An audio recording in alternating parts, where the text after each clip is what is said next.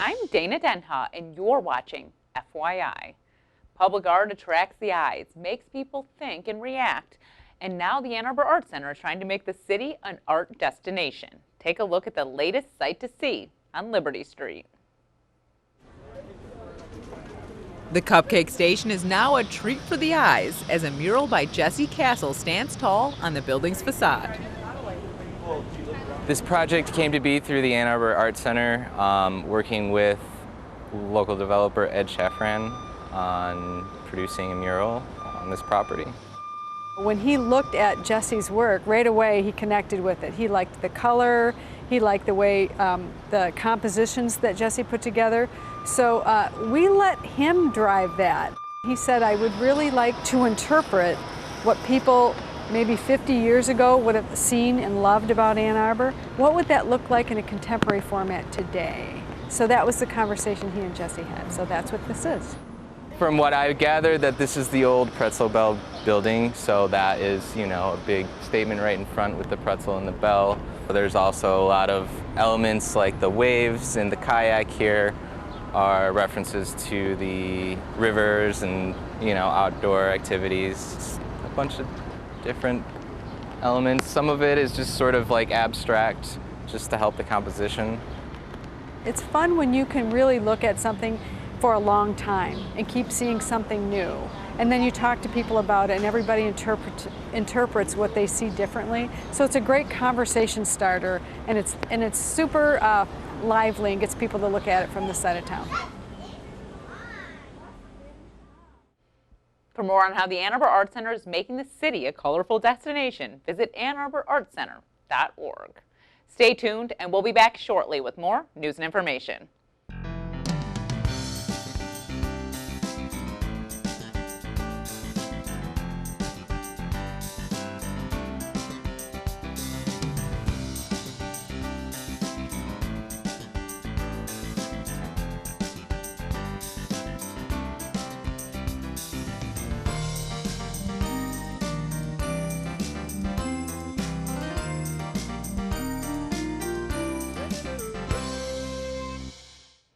Batter up! America's pastime is seeing a resurgence as teams from all over Southeast Michigan bring history to life as they play the game the way it was originally intended.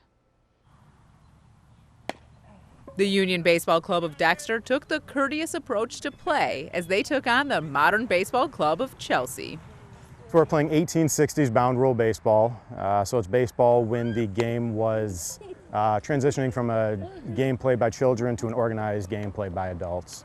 It's just a more pure, form of baseball. For me, the attraction to it is just it's a more gentlemanly game. It's not cutthroat, it's not win at all costs. We're just, two clubs going out here having fun. The game may seem familiar, but different at the same time. You'll see largely no gloves. The uniform I'm wearing is somewhat appropriate to the time period. We play by a different set of rules that are slightly different than modern rules. Balls can be caught off the bounce or a bound, and the batter can be out. There are different rules as far as no sliding, advancing on foul balls, and things like that. So it's very similar to modern baseball, but there are enough differences that we appreciate it for it the way it is, and it's considered a gentleman's game this way. The greatest thing for us is just having a larger crowd out here, watching us play, cheering us on. For the full schedule of games that are free to attend, visit unionbbc.com. Here in Michigan, we love good eats on the grill and a warm campfire.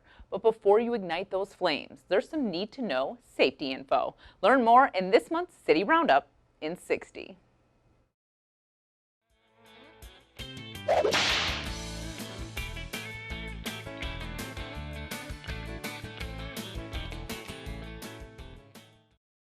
Hi, my name is Mike Kennedy. I'm the fire chief for the Ann Arbor Fire Department, here today to talk about fire safety. We have a lot of information on the city website, a2gov.org/fire, for both grilling safety along with outdoor fireplace safety. For grilling safety, we recommend keeping grills at least 10 feet away from a structure.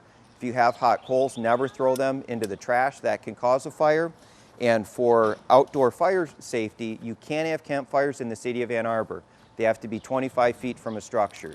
You are also allowed to have portable fireplaces. Those have to be 15 feet from a structure. You need to make sure that they're tended at all times and they're completely extinguished before you leave. There's some additional guidance and requirements that are available on the city website. Please go there, check it out. If you have any other questions, please let us know. We're happy to answer. Many of us use comparisons when we discuss our youth and the struggles we dealt with, compared to youngsters today. The fact is, some constants remain, but life circumstances play a big role in your upbringing, and the struggles teenagers feel as they transition into adulthood can vary drastically. Joining me is Terri Brinston, CEO of the Nurturing Wellness Group Foundation. Welcome to the show, Terri. Hi, thanks for having me. Can you talk about what the Nurturing Wellness Group Foundation is and why you started it? Yes, the Nurturing Wellness Group Foundation is a 501c3 located in Michigan. And what we do is we work with young adults, youth and young adults, who have barriers that prevent them from becoming successful. And so we intervene through a program that we provide. It's called Life Support for Students. And it is a curriculum that I developed over 20 years of education. I kind of put this together because I've been working in education for so long. And so what we do is we help them to really get present to the barriers that, and also connect to the why it is preventing them from being successful. Yeah. So for example, the program is, it's a 7-module program. We deal with helping them with self-limiting beliefs, helping them to really understand the story that they created about their self based on their circumstances. And we help them to really create another story that leads them to a road of success versus failure. So you find a lot of it is a mental barrier. Absolutely. I teach in a high school, so I teach a medical program. And a lot of times the students bring in so many different things like abuse or incarcerated family members or just self-limiting beliefs. And so when you have those distractions, especially for a young person who doesn't really know how to cope with life, it's really difficult for me to teach them medical terminology and teach them different things that they need to know in order to be successful as a medical professional. And so what I found is if I can't really reach them on that level and help them to understand that there's a different life available for them if they can just drop the baggage, then I'm able to, they're able to become successful if I'm able to reach them. If I can't reach them, then it's a waste of time. Do you have certain tips that you use to kind of let them get rid of their baggage, to allow them to? Absolutely. I use cognitive behavior therapy. First is just really get them present to how their mind works. You have situations, your thought process kind of takes you on a, it can be either negative or positive. And then their feelings follow that, and then their behavior. So I help them to really get rid of that garbage, because sometimes they, as teenagers, they don't know, is it their feelings, is it their thoughts, is their situation. So I help them to really get educated on how they think, and then I help them to kind of meditate and just relax themselves. But I also help them to really get present to their intention. What I'm finding is our teens don't dream anymore. They really just kind of deal with their situation. So for example, if they have an incarcerated family member, then they feel that that's the end, that's their story as well. And so what I help them to do is really get present to what do you really want out of life? And it's not just material things, but what type of life do you want? And so as we get really present to that, then they can start making changes with their current situation so that they can start developing a path to get where they want to be. Yeah, so it's a strategy that we do follow. Are there eligibility requirements for the students? Well, we are looking at high school 11th and 12th graders and also up to 35. When we first started doing this, we started realizing that our young adults, they graduate from high school, I don't know, when I graduated, you graduate from high school and you lose all of that support system. So, you have your counselors, your teachers, all your friends, and that help you out. But then when you graduate from high school, it's like all of that resources go. So we we definitely want to carry them on until their young adult age. So you started the Nurturing Wellness Group Foundation about a year ago. Correct. Have you seen it sort of help people, change people in this year? Or? Absolutely, absolutely. What I'm seeing is that a lot of times young people, when they're defeated, they're very stagnant. They don't move. They can become paralyzed. And we see this with our stats of suicide being the second leading cause of this particular age group. And so definitely I'm seeing young people dream again, making decisions, making moves. And we use this example as we see them on the court and not just in the stands hollering at their life. We see them actually making positive changes in their life, making action, going towards their intention. So I see it's unbelievable what what a young person is able to do when they get out of their head. Yeah. Yeah. An adult too.